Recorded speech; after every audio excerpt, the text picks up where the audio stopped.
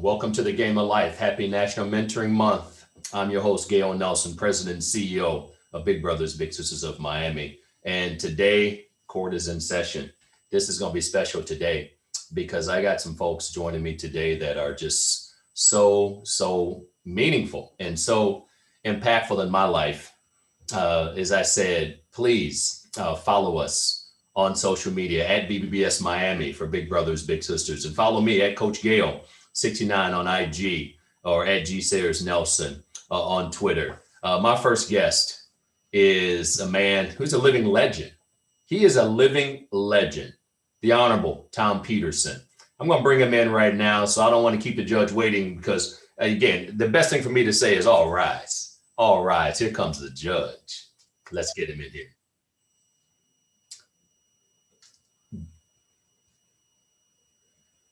Got his audio connecting. Let's get that audio right. My friend, how are you? Gail, how are you? Good to see you. Oh, my goodness. See, it's hard for me because I know what you're going to tell me to do. You're going to say, Gail, call me Tom. It is so hard. Let me just get it in right now. Judge, I am just so honored to have you on the show today. It's a real pleasure. I got that picture of me that's 30 years old, but it's a pleasure. It's a real pleasure, Gail. It's good to see you. It's good to see you, my friend. For the benefit of those who don't know you, and that's like a handful of people, probably, if at all. I'm just happy to call you a friend. I'm happy that you're one of my mentors. You mean so much to me, and to have you, and for me to be serving in the capacity of President and CEO here at Big Brothers Big Sisters, and to have you with me today. Again, it's an incredible honor. So let me just jump right in. There's so much I can say to you. We're here with the Honorable Tom Peterson, retired juvenile court judge. There's a lot more we'll be talking about in terms of what you have done for this community and in this community. But this is January, Tom. It's National Mentoring Month. And just tell us where you grew up and who mentored you. Well, I grew up in upstate New York and went to high school there. And I was lucky because my parents were separated. And I was living with my mother, so I didn't have a father consistently there. So I needed that. I needed a mentoring, I guess. And I was lucky because in school I had a guidance counselor who became kind of a mentor that I was very close to in high school. And also I started working while I was in high school I was a short order cook in a roadside restaurant. And the guy that ran the restaurant was also a mentor. And I think what's significant about that is I was lucky because those two mentors in my life were, one came out of a school setting, the other where I was working. And so many kids then and now don't have the luxury of being in school or in a job where they can meet a mentor. So they're kind of adrift. I was lucky because I was in school and I was working. And that's where Big Brothers Big Sisters comes in, because without you and without your organization, kids that haven't got the opportunity to get a mentor in school or on a job just don't have it because they're not in school and they haven't got a job, which is the problem with the kids that we've both been dealing with for decades, mainly inner city kids in poverty. I might add that it's 50 years ago this year that I became a Big Brother, 1971.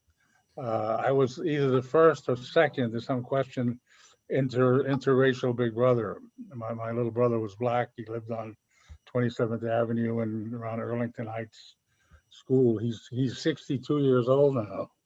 So that ages me a little bit. My little brother is 62 years old now. Are you still in touch with them, Tom?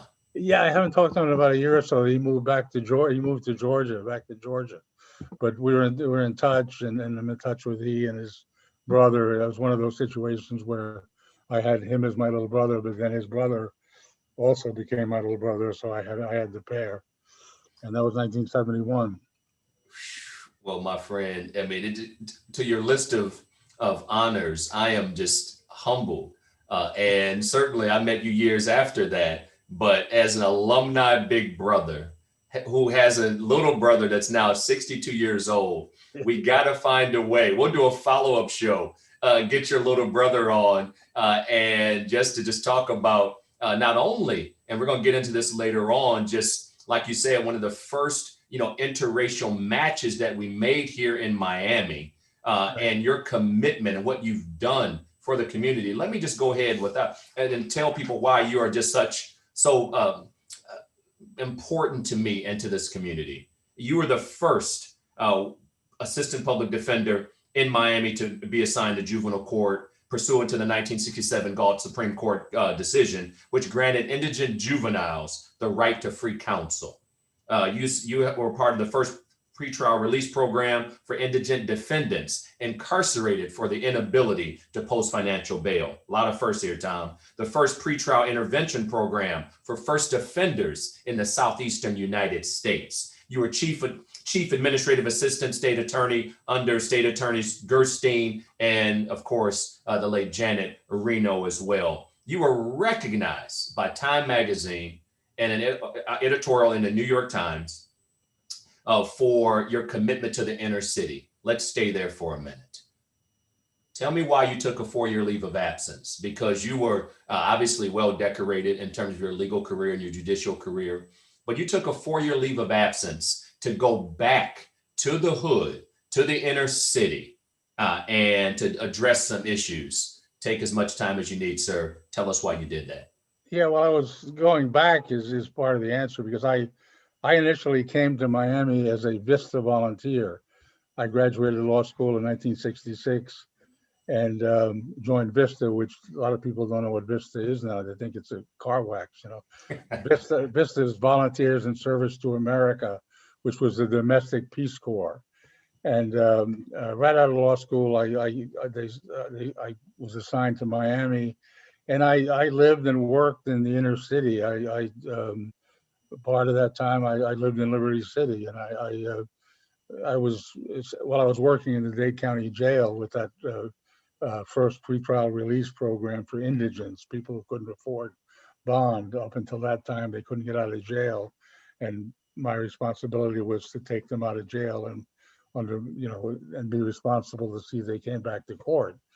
And that involved me being and working in Liberty City. And I always enjoyed community organizing and kind of considered myself a community organizer. And then in the early 70s, when I became a big brother, I started the pretrial intervention program for first offenders.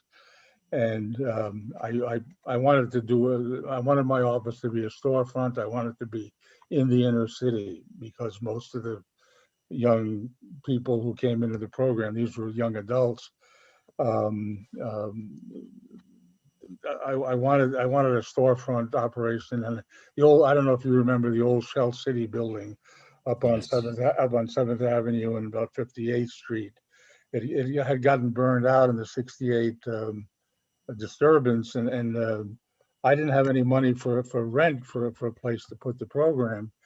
And I went to the county and said, that building is sitting there with nobody in it. Can I use that? And they said, yeah, we're going to tear it down in 6 months, but in the meantime, you can be there. Well, I was there for 6 years. They never tore it down. And right up the street on 62nd and 7th Avenue was the Model Cities Big Brother program. At that time, Big Brothers Big Sisters got a Model Cities grant to put a Big Brothers Big Sisters program in Liberty City. And my good friend, who I knew from juvenile court, was the director of that office right up the street from where my program was. And he asked me if I wanted to be a big brother, and I said, yeah. And that's how I got my big brother relationship. But I had always been working in the inner city in one form or another, either community organizing or programs. And in 1984, I was doing the Dade County Grand Jury then for the state attorney's office, among other things. And we did a study of inner city schools and how they were failing. The kids were not graduating, and the relationship is obviously to poverty and all of the impediments that go with growing up in in an indigent neighborhood, and I decided I wanted to go back. It was 20 years since I first got here. 70, yeah, it was 20 because I got here in 66, and this was 84. And I asked Janet Reno, I said, I want to take a leave of absence, go back and work in neighborhoods to try to address some of the issues that we found looking at inner city schools and how the schools weren't working for the kids. I don't know if you can blame it on the kid or the school, but kids were dropping out of school at an incredible rate. And I wanted to work to try to do something about that. So I took a leave of absence and worked in 3 housing projects, Larchmont Gardens, the Liberty Square Housing Project, which is still there and everybody's familiar with, and the Modelo Housing Project down in South Dade. And I basically functioned as a community organizer and then started programs. People always remember I started grocery stores run by AFDC mothers who wanted to come off welfare. And there were no grocery stores in the projects because people 7-Eleven was afraid to put a little store in there. So I and the ladies in the housing project wanted to start a grocery store. I said that's a great idea. So we started a store, nonprofit grocery stores run by the AFDC welfare mothers who wanted to and did come off welfare. And then it was right at that was 1984 to 89 that I was working in the housing projects, which was right at the time when crack cocaine became such an issue and a problem. So working there and working with kids in those housing projects, I started grocery stores, the 3 grocery stores. We started health clinics, after school programs. I started a Little League baseball up in Larchmont Gardens. We started a baseball team that was in Little League. So I did a lot of things. It was a fascinating 4 years that I went back. And I wanted to go back after 20 years after I had been a Vista volunteer because I wanted to see whether I was fairly well known as Janet Reno's administrative assistant. That could I be more effective going back with a title like that? This time now I could call up the county and say, hey, we need that baseball field fixed. As a Vista volunteer when I was 25, I couldn't do that.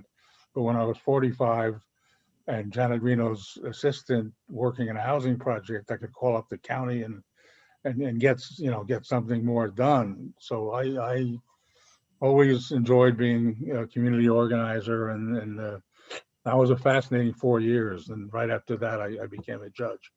And what was interesting, Tom, I remember you telling the story and of having when you sat on the bench as a juvenile court judge, and keep in mind the moms that you employed and empowered and invested in who were running these grocery stores, you began to see some of their children or grandchildren coming into the juvenile justice system. You recall that? Oh, yeah, absolutely. And I'm still, believe it or not, I'm still in touch with some of the ladies I work with in those stores. One sadly just passed away a couple of weeks ago.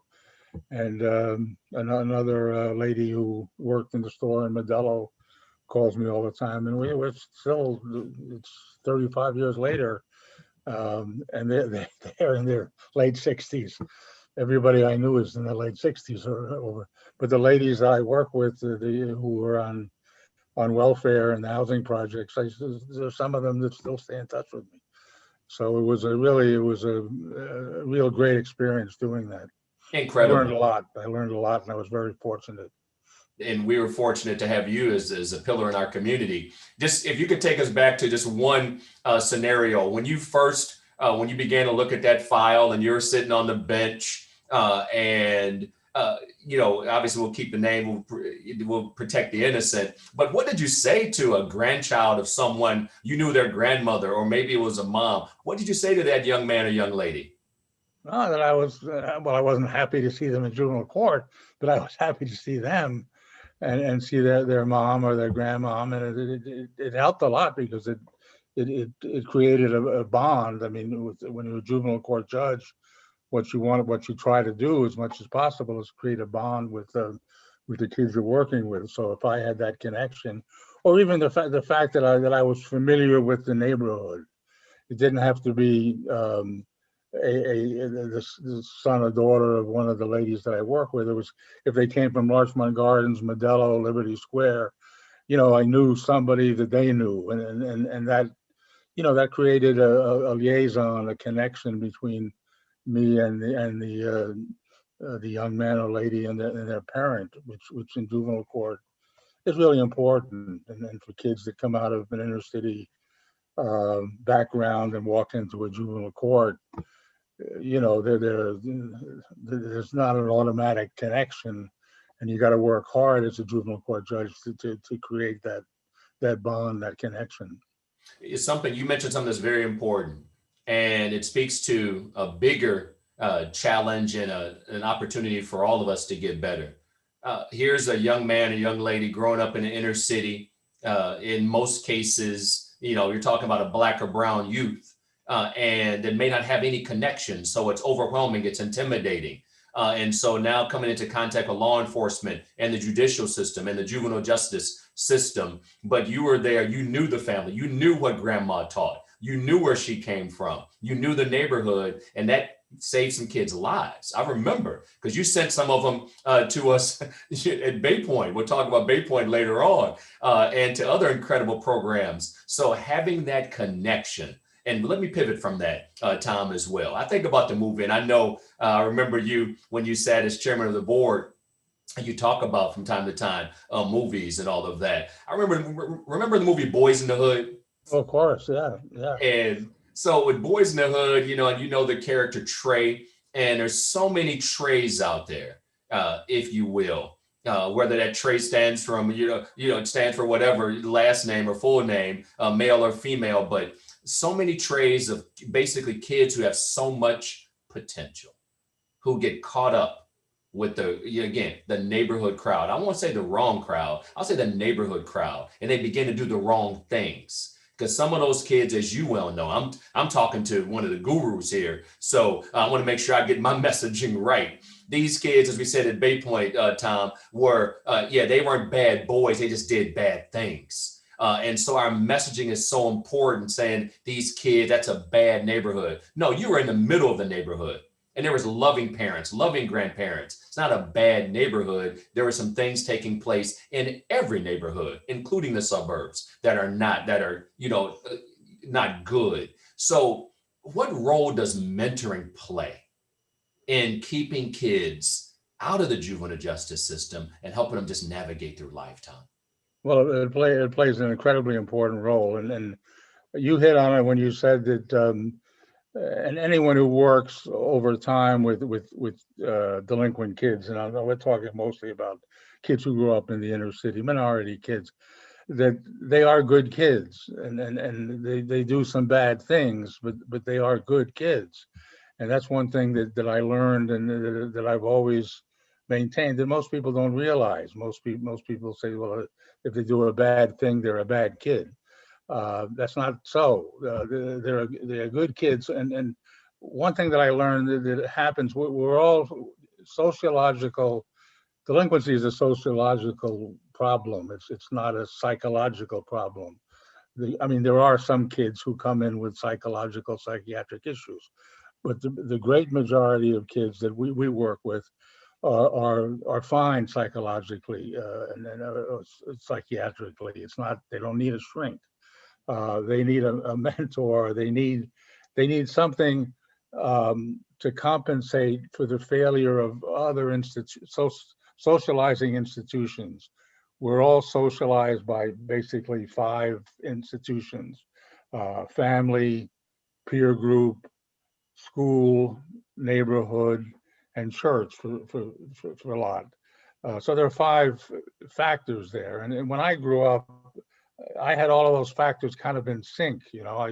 My family, my peer group went to the same school that I went to, and they had this kind of the same lifestyle. The neighborhood was a nice neighborhood, which consisted of families that were all supportive and all were in sync, and church.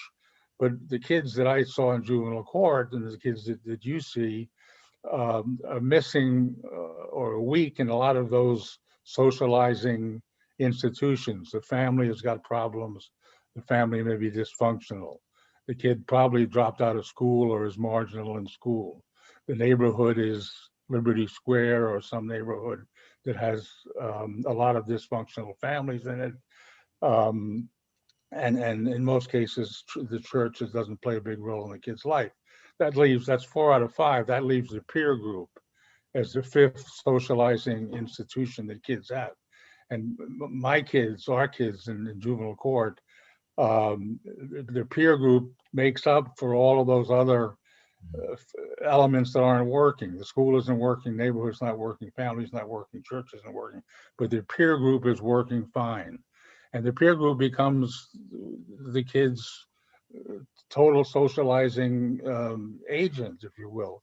And unfortunately, the peer group isn't doing good things because the peer group probably also dropped out of school and comes from a similar background, and it's a lot easier to go to the mall and shoplift than it is to go to school, because that's the peer group talking. That's not, so since the peer group is kind of the major factor and all those other socializing agencies aren't working, mentoring becomes, if not one of, probably the major need and solution for those kids, because something has got to step in to replace the peer group as the principal socializing factor in the kid's life. And a mentor can minimize the negative peer group pressure and get the kid back in school, try to build up those other institutions that aren't working for the kid. And we saw that at Bay Point, where you were the program director at Bay Point, which was a unusual program because it was based on the premise that the peer group was the major factor we had to deal with. And it wasn't a program based on having a therapist or a psychologist there. It was based on working with the peer group and trying to change a negative peer setting to a positive one. And that's what a mentor does. A mentor steps into the kid's life and becomes an addition to or a substitute for or a replacement for that negative peer group, which had become so important, and the major motivation for kids who become delinquent is that negative peer group, as you well know, having worked there for so long. Well, here we are with, dropping knowledge. The Honorable Judge Tom Peepson here on the Game of Life Mentoring Podcast, a community conversation. And we are just, I hope everybody caught what was just stated from a sociological standpoint. And as you well know, Tom, we've talked about this at length. Again, yes, if there is a need for additional services, we need to address that and mitigate said problems. But for the vast majority, these kids and these gang leaders that came in and want to be gang members, we would ask them the direct question, why did you join the gang? The number one answer, Tom, and you know this, family. They wanted the stability, the security. Yeah. And now who in this world doesn't want family? Think about that for a minute. A go-to person, a confidant, somebody to talk to, lean on, again, just have that positive feedback, someone to listen to, and just to be heard. That's what many of these kids in the juvenile justice system that you saw every day really, really need. Yep. Yeah, absolutely. That's that's the juvenile justice system even today. And it's been 25 years since I was there, but it's still based on the misconception that delinquency is a mental health issue, a psychological issue. It's not. It's a sociological issue. It has to do with getting the kid away from the negative peer group and getting him back in school. And education is so important. And linking the juvenile justice system with the public school system is another big thing that I try to do. And that's why I started the Troy school at juvenile court, because I was convinced that what we needed to put our emphasis on and our efforts on was creating a bond between juvenile justice system and the public school system, not between the juvenile justice system and the psychologists in the community. Incredible. Incredible. Having said that, when we talk about race relations, Tom, and you mentioned as a big brother, as an alumni big brother, still in touch with your little brother who's 62 years old. This, I hope everybody puts that in context. I mean, decades of service on the bench, decades of service in the inner city, decades of service, just helping along in the space of mentoring. You graduated Columbia Law in 1966. When I just look at history and when it comes to civil rights, when it comes to race relations, let's do a comparison. 1966, 2021. What to make the comparison for me in terms of race relations, Tom? Well, 66 was, that I was 25 years old, and we had all the hope I was a Vista volunteer working in Liberty City, and our sense of optimism in 66, Martin Luther King was still alive. Robert Kennedy was still alive. They were killed in 68. But there was so much hope that we were going to be able to change institutions, change neighborhoods, change the poverty area neighborhoods that the kids were coming out of, and we had all these hopes of what was going to happen. And a lot did happen during the civil rights era, during those. And I marched with Dr. King and the civil rights movement. I was active, and the whole, and of course that was the era of the Great Society. Vista, the program I was in, Vista, which was the Domestic Peace Corps, was part of the Great Society, and all the hopes that we had then for the changes we were going to make in race relations and in racism in this country. And some changes were made, obviously. There are things are in many respects are better now than then, but it's been, that's 55, 60 years ago, and we really haven't progressed to a great extent. I mean, we thought, I was thinking back recently, thinking back to 2008 when Barack Obama became president, and we were patting ourselves on the back for having reached the post-racial point where everything was going to be fine. Well, look at us 15 years later, after 4 years of having a racist as our president, and seeing that systemic racism is still part of our society. So we haven't progressed anywhere near as far during those 55 years since I got here that I was hoping for when I was walking around Liberty City in 1966. Walking around Liberty City in 2021, you see some of the areas are the same as they were then, and it's because we haven't effectively addressed the problems that existed back then today. Having a new president is hopefully going to help, but it's trying to change people, and what we're seeing now is this mass of people who are who obviously are racist that exist in our society. How do we change those people? I don't know. I wish I knew the answer to that. It's very frustrating, and I know all we can do is keep trying to reach those same objectives we were trying to reach 55 years ago. We sure aren't there yet, and that's very sad, because I spent most of my life watching for the day that we reached kind of the mountaintop, and we ain't there yet. Well, we got to keep climbing, Tom, and mentoring. You think about nonpartisan issues, children, safety, race relations should never be a partisan issue. And so as I lead this podcast, in supporting mentoring and bringing on guests that are just helping us reach that mountaintop. A couple things you've done. I got to frame them as one question for time's sake, but we'll give you a few minutes to answer it. You've been on the battlefield a long time, in the trenches, helping move the needle and help us reach that mountaintop, Tom. Troy Academy, teaching, if you will, teaching and rehabilitating our youth. You started a funded, administered, initiated a program, Teen Cuisine. I got quite a few cheeseburgers at Teen Cuisine and some chicken Caesar salads as well, for the record. And not from there, then you were chairman of the board. And when I first really got to know you, for Bay Point Schools, a moderate risk residential program for court adjudicated boys ages 13 to 18. And I had the privilege of helping run that particular school. Troy Academy, Teen Cuisine, Bay Point Schools. As we think about those two and your investment in youth development and workforce development, how important is that, Tom? And tell us a little bit about your experience there. Yeah, well, again, when I became a juvenile court judge, well, there were two separate. They were one program, but there were two separate components. One was Troy Academy, the other was the Teen Cuisine Restaurant.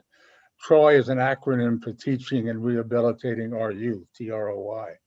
And when I became a judge, I again wanted to build a link between the juvenile court and the school system, because we were spending all our time, and so were the caseworkers, trying to call the school and find out if the kid showed up that day. And and it was very frustrating because all the time was being spent trying to find the kid and track him to his school and see if he was there. So I had the idea of putting a school right there at the Juvenile Justice Center, adjacent to the juvenile court, where the kids could go. It would be a first-class school, and it would be right there so that we could link. The probation officer wouldn't have to run off all day trying to find the school and the kid in the school, because the school would be right there adjacent to the Juvenile Justice Center. And I wanted the school to be, and there was some question in the beginning whether the kids would want to go to a school that was adjacent to the Juvenile Justice Center. But luckily I had a great staff. The lady who was the principal of the school, Jennifer Schuster, her name was, and she was just a very warm person who set the tone of the school. Everybody was on a first name basis. It was geared to make the kids feel welcome and important there, and hopefully that's what the Troy School did. At the same time, I had just come from working in the housing projects and starting those nonprofit grocery stores, and that taught me that, and the ladies who went to work in those stores just felt really good about it, because they had self-esteem that they were running the store and were making some money doing it and coming off welfare. So that lesson taught me that to change behavior, the best thing you can do is put someone in a job that they feel good about and pay some money. Self-esteem and money are two big motivators. So I noticed when I got to juvenile court, well, I knew it already because I've been there a lot, that there was no restaurant there, and you had to go blocks to find a restaurant. So I said, well, we'll start a restaurant and the kids will run the restaurant, same way as the ladies ran the grocery stores. And again, everybody said, oh, it's not going to work. You're not going to do that. The kids are going to run away or steal the food or do something like that. Well, they didn't. The kids were great. And the kids for almost 20 years, the Troy Academy and Teen Cuisine was there until they closed the old Juvenile Justice Center and moved away. But the restaurant worked fine. Again, I had a great lady who kind of was the instructor in the Teen Cuisine restaurant right there in the Juvenile Justice Center, and the kids were terrific, and they learned some culinary skills. And one day, and I think it was 1992 or something, I picked up a copy of the New Times, and every year the New Times has the best of Miami. And I was just looking through it, and the best restaurant, the best low-cost restaurant in the Miami Times was Teen Cuisine. And I always remember the line they had: the food was so good that you had to go through a metal detector to get to it. But the Teen Cuisine restaurant actually got ranked as the best low-cost, cheap eats restaurant in Miami. And so it was Troy, it was a success, and I'm glad to say Team Cuisine was too. And again, it was based on the premise that the kids are good kids. If you give them the opportunity, give them a good program or a good setting in which you can give them self-esteem and get them invested in what you're doing. Then you can change behavior, and you don't need a psychiatrist to do that. You just need a bonding and a friendship and a mentoring, and that's exactly what Big Brothers Big Sisters does. It does exactly what I was trying to do with those programs. Well, Uh, you did it, sir. You did it. Investment in the community, a consistent, trusted friend and counsel, literally, legally, and otherwise, they have in you. Your service as chairman of the board for Bay Point Schools. I was a young 20-something coming in there, and we looked at that Glen Mills School in Concordville, Pennsylvania, as you well know.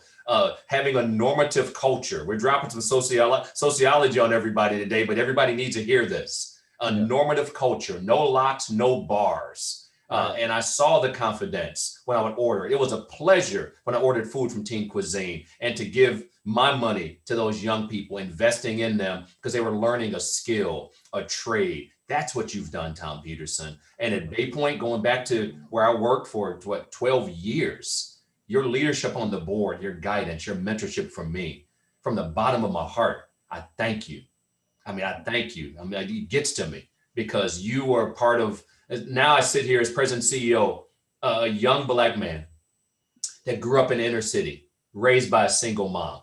But I came into contact with you and you helped me grow into the man I am today. So from the bottom of my heart. that means a lot. That's very moving, and because you, we shouldn't be throwing compliments around, but you are one of my icons too. You made, Bay Point was based on the right philosophy, that it's a peer culture issue. It's not a psychiatric issue, delinquency, and it was based on that premise, which is not widespread in the juvenile justice field, but you got to combine that with good leadership, good staff, and you were the best, Gail.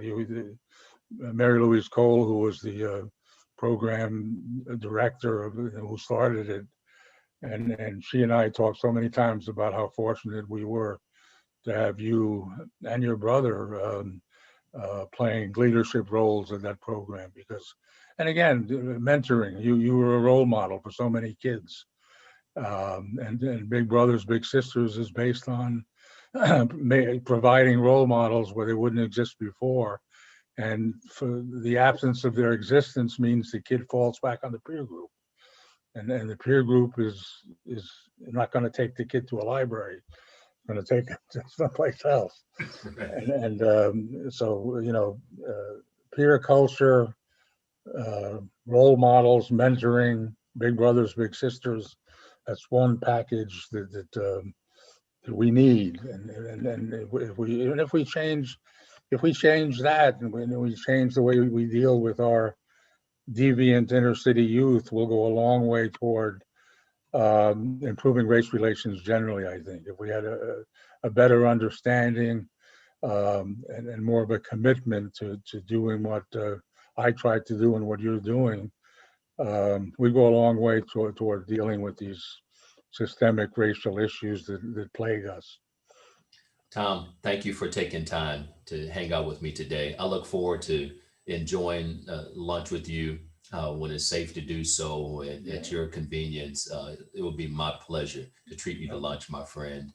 So thank you for all the service to this community. On behalf of all the kids, from that little boy, that little girl in the inner city here in Miami, to those kids who stood before you and families stood before you when you sat on the bench in juvenile court, I thank you for your continued investment, and I am just thankful to call you my friend.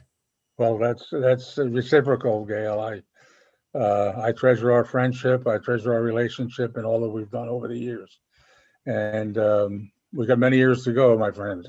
There you go. It's a pleasure being here. Take care, my friend. All the best to you, Tom. All the best to your family as well. Thank you, Gail. Take care. Bye-bye. Bye.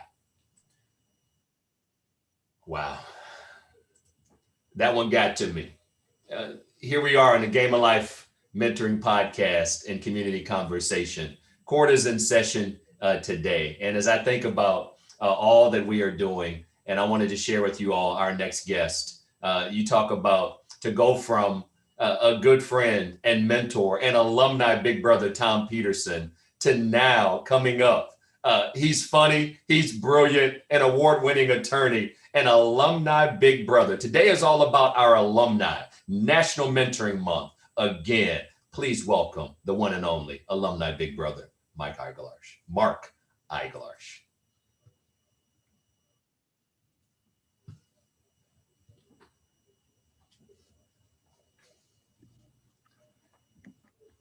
Hello, sir. My good friend. What's up, brother? It's nice to see you. Looking Man, forward. the baby face. What are you doing? What is it? Oil of Olay? Mary? What is it, brother? You look good. Not having to physically go to court for over a year, sitting in my kitchen, sitting in my kid's room here, not having to drive anywhere. That's what does it. It's amazing. Oh my goodness, Mark, it is so good to see you. I got so excited introducing you a few minutes ago. I said, alumni big brother, Mike Eiglarsh. Do you have a brother Mike or a twin brother Mike? I do apologize. It's live TV. You know the drill, brother. I know, but most people say Mike Eiglarsh. They're concerned about getting the I right. So the Mark combines with the Eiglarsh. Not alone, my friend. Yes, many have done it. Well, I tell you what. Well, welcome to my humble podcast, the Game of Life Mentoring Podcast. And my slogan is where everybody makes the team, but how you play is up to you. And having you here today as an alumni big brother, alumni board member, just a friend. Tell us first and foremost, when did you get started with Big Brothers Big Sisters of Miami? First of all, Gail, thank you so much for having me. The benefit to me is, at a minimum, selfishly, I get to relive the experience of becoming involved in Big Brothers Big Sisters and the phenomenal years that it influenced my life, and I was able to influence the life of others. So thank you. I began back in the early 90s when I was serving as a prosecutor in Miami. Janet Reno gave me my start right out of law school and high prosecutor. And what I noticed was I was giving time to children, but not the kind of time that I wanted to give to children. There were a lot of kids committing violent offenses. And it came to a head one day in, I think it was like 93, 94. I was on a big high profile case. It was one of the German tourist killers, right? And I couldn't believe that this we were seeking the death penalty for wanted to meet us face to face. And I thought we'd get some inarticulate, unintelligent, just street thug who just wanted to tell us off. And instead, we got a very soft-spoken 15 or 16-year-old who killed a German tourist by robbing them and just shooting them cold-blooded. The next day was out in traffic and doing armed robberies and smash and grabs. And it was just a horrible scenario. And while we were listening to his tale of woes, and it was sad. I mean, no father figure, his mother a prostitute and a drug addict, barely finding food to eat. We all were moved by his story. And I had this out-of-body experience. I said, well, obviously, it's too late now. Now it's just whether we're going to waive the death penalty, which we ultimately did, or whether you're going to get life for the numerous crimes that you're involved with. But I thought if we could turn back the clock and get into this kid's life when he was younger, like for sure it would make a difference, 100%. And so I was committed that day to seeing if I could do that. And that's exactly what Big Brothers Big Sisters does. Incredible. And I've heard you share so many stories of how you've impacted again, like you said, as a criminal defense attorney, you're investing a lot of time and have invested a lot of time with folks who've made bad decisions and done some bad things. But you invested your time in one particular young man as a big brother. And tell us about that experience. And when I say to people, and sometimes I post it, when one mentors, some people come in saying, I'm going to save a kid. No. When one mentors, two lives are changed. Two lives are impacted. 100%. Mentoring and the one who is mentored. The floor is yours, my friend. Well, first of all, I'm getting emotional. I didn't think that I would be. But again, that's why I'm grateful to you to giving me this at least moment to stop my busy day and reflect on something that's so personal to me. I thought to myself at first, what does it really matter? They paired me up with this kid. What does it matter? I mean, what kind of impact can I have by going to the auto show, taking him to court, meeting family members? Like, really, what am I doing? I really minimized it until I started to hear him speak during some of the interviews that we were doing. We were out there promoting Big Brothers Big Sisters after we had been together a couple of years. My kid was not communicative. I mean, at first, I turned to my social worker and I said, I want this kid, I'd be like, hey, what do you want to do today, buddy? And he'd be like, I don't know, whatever you want to do. And it really was rough. And then she said, well, didn't they tell you about his past? And I was like, no, tell me a little bit more. She said, well, his father beat his mother and then left the household. He loved his father in spite of the violence. He loved his father very much. His brother left the household. He loved his brother very much. He figures you're going to do the same. So all that energy that I had in thinking of how I can get out of this relationship because I wasn't doing any benefit, I said, no, I'm staying in there. And I am so glad that I did. Shemaine, who's now, I don't even know how old he is. He's in his 30s. I spoke to him yesterday, has a family, has his own kids, says things to me. And again, my ego is not my amigo. So I don't say this from a place of ego. I say this complete humility. He says, Mark, quote, you made me the man that I am today. I'm like, are you serious? Like, it's bizarre to hear him talk that way. And even in yesterday's conversation, he said he's raising his 5-year-old girl, his youngest, the way with the same character traits that he saw with me. I said, what are you talking about? He says, well, Mark, I watched as you would talk to people. We'd go out and you were very social and you would, I'm like, and he goes, I learned that from you. And I was like, wait, what?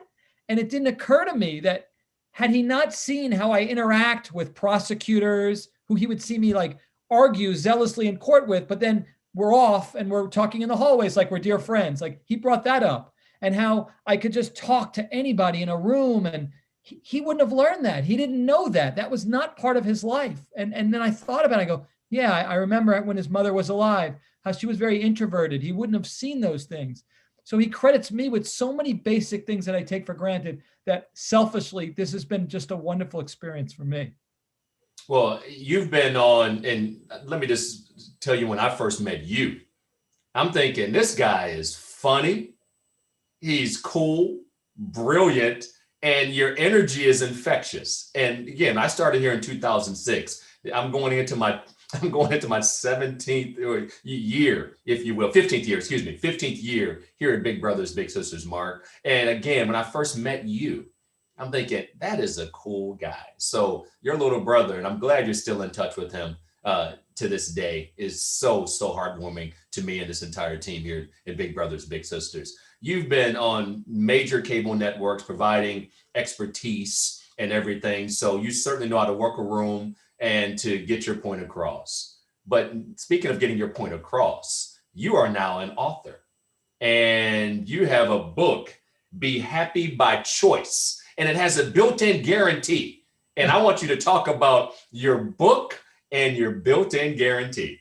Okay, so it's Be Happy by Choice, happiness guaranteed or your misery back. And I only put that in kind of tongue in cheek because if you embrace what I'm suggesting listen, from the goodness of my heart, I didn't do this book to make any money. In fact, I probably lost thousands of dollars with the amount of time I've spent on it and the different editors.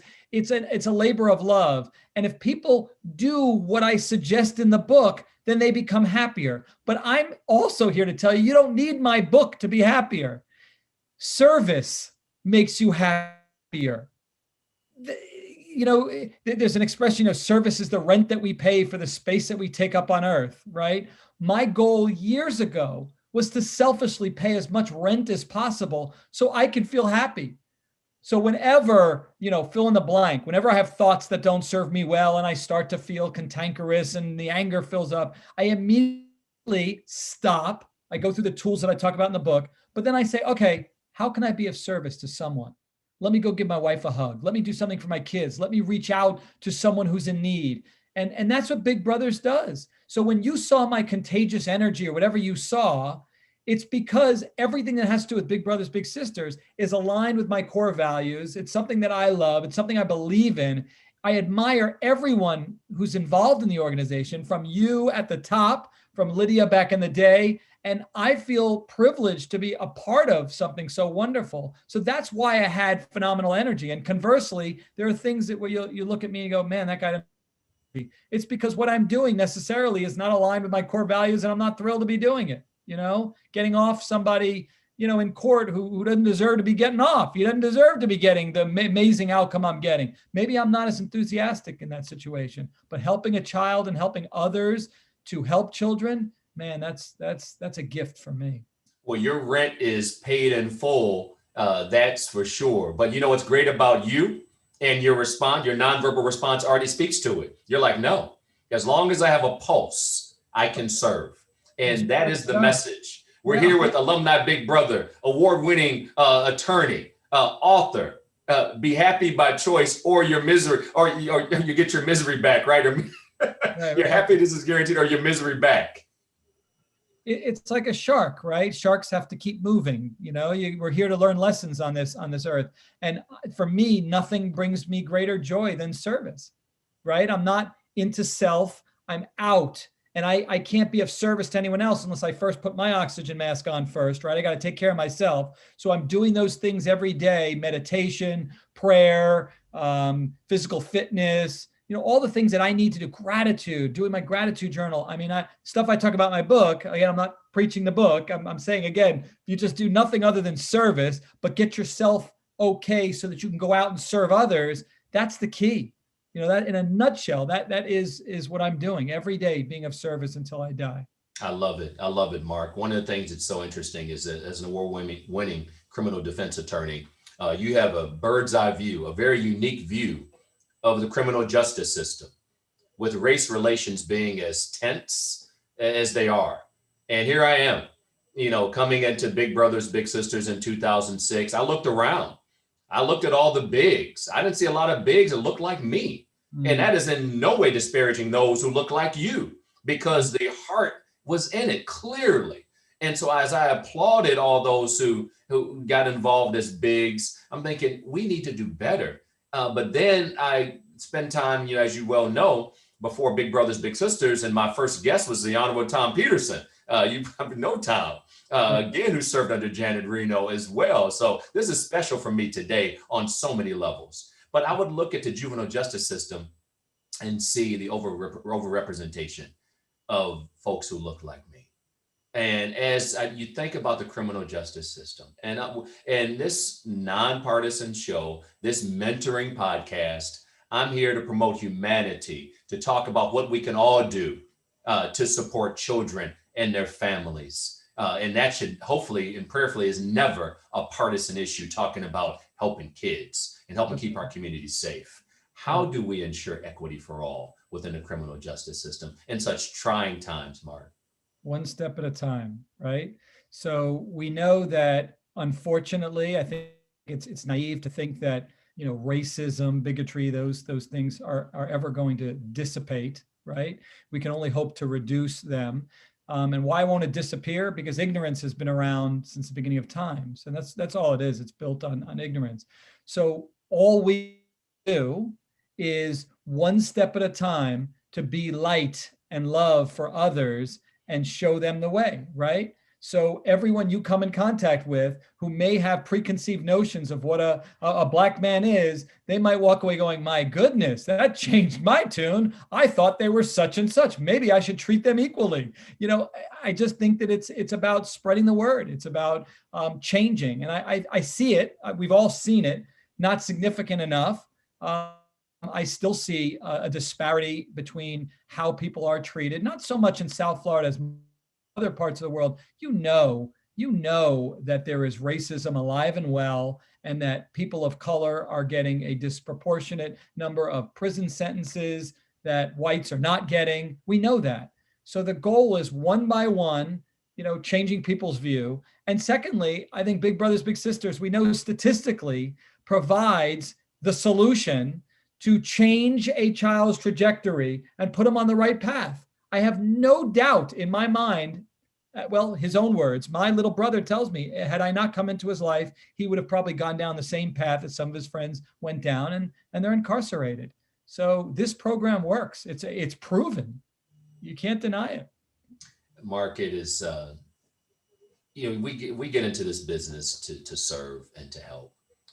And this podcast, this conversation, as you've said many times, it's not about self-promotion. It's about informing people.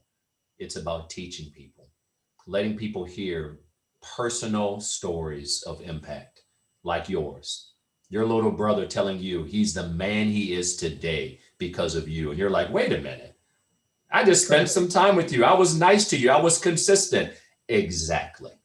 That's what our kids need. The Honorable Tom Peterson just shared with me, the judge said, hey, Gail, I see these kids coming to juvenile court and these variables in their lives. Okay, there's no male figure, positive male role model in their life. Their peer group becomes predominant because everything else is kind of out of whack. So this kid who wants structure and family then joins a gang. Wanting structure and a family. Last time I checked, Mark, that's not a bad thing to want. That's Unfortunately, right. They just find it in there's few two options, and that's why we exist. And I thank you for your service as a big brother and just as a friend. Speaking of alumni big brother, speaking of alumni board member, the board of directors, the current board of directors of Big Brothers Big Sisters of Miami, and certainly it's a pleasure working with them and for them. We want to re-engage all alumni bigs, alumni board members, because there's so many stories like you just told. And it's not scripted, it's real. It is real. And having said that, Mark, give me some feedback, and certainly this goes to our board. Many are watching today. What 1 to 2 things would you like to see us do as we re-engage our incredible alumni? Ask. In other words, as you were speaking earlier, I was like, what else can we do? What else can I do? I don't know the answer. I really don't. I moved to Broward, so I'm less engaged in Miami. I consider myself to be an ambassador. That was a term I was given when I walked away. Help me walk away a little, minus the guilt, So I have it on my, on my signature page for every email I send out. I have the link to Big Brothers Big Sisters. So I consider myself to be an ambassador. I don't know what else I can physically do. So I would like to think, I haven't been asked to do anything in a while. If there's something I can do, even financial, granted I'm tapped with 3 teenagers, but if there's anything that I can do, I'd like to be able to do that. So the first thing I would do is make sure you ask the people who are most likely to be of service and give back to an organization that they got so much from are those who've experienced it firsthand. So I'd like to be asked. I'm asking you to ask me what I can do. So that's the number one thing. Just keep asking. I love that. And at the end of the day, and it's interesting, a lot of organizations like Big Brothers Big Sisters, we've impacted so many people, so many. And something as simple as just re-engaging, keeping you informed, which I pledge to do. And this podcast, guess what, is my way of saying, hey, Mark, I need you to come on and just talk and share your story. And you responded right away. And for that, I'm eternally grateful. So message received, my friend, duly noted. So just continue to take my calls. That's the key. Absolutely.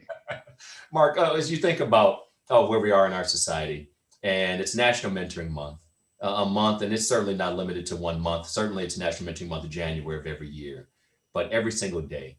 And I hope you've had a chance to see some of the things we're doing. We're much more active on social media and just the relevance, the social justice space, always promoting humanity, always making sure we connect people, businesses, individuals. And so I hope as an alumni big brother and alumni board member, you see what we continue to do as an organization. So having said that, I want to get your feedback on what you're seeing, what you are through your lens, your experience lens, what you see us doing. And then secondly, Mark, just words of wisdom that you have for all of our bigs and littles as well.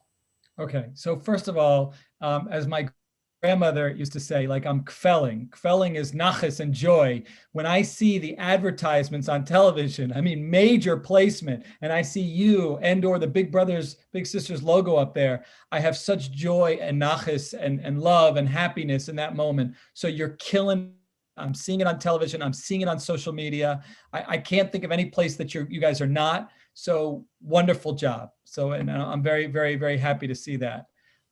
To all those who are watching this, I had my own reservations when I began with Big Brothers Big Sisters. Like, who am I to mentor someone? You know, we all have that voice inside. And that voice sends us, 80% of the thoughts that we have every day are thoughts that don't serve us well. And 90% of the thoughts we had yesterday, the ones we're going to have today, we were in this constant cycle. I talk about that in my book. So the goal is to talk to your brain. It's nothing more than an organ sending you thoughts that don't necessarily serve you well, and say, hey, Biff, that's what I call my brain, send me thoughts that serve me well. And the thoughts that served me well were, Mark, you need to be a mentor. You need to step up and be on the board. You need to be involved with Big Brothers Big Sisters. Yeah, but. Well, but is the fear. Fear is false evidence appearing real. We think of the worst case scenario. What if it doesn't work out? Or what if that? And you just got to stop it. Fear holds you back. You got to walk through it and know that there is something positive, something wonderful awaiting you when you invest in this organization, which invests in our children. And I am just unbelievably grateful for the opportunity to be of service. I get very emotional when I talk about it because it next to the birth of my own children, it is the most significant thing in my life. And I'm so grateful to get to relive it with you. Mark, you got a lump in my throat talking to you, brother. Man, I love you for who you are, what you've done, what you're doing. And you may not promote your book, but I can. And I tell you what, if you are at home quarantine, which you probably are, or you got some extra time, Mark Eiglarsh, not Mike. Don't Google Mike Eiglarsh. I don't know that guy, but I do know Mark Eiglarsh. And I tell you what, be happy by choice. This mentoring podcast, The Game of Life. In life, everybody makes the team, but how you play is up to you. And I tell you what, I'm happy by choice, Mark, and I am grateful to call you my friend and brother. Same here, my brother. Thank you for everything you're doing. I'm so grateful. All the best to you, my friend. Take care.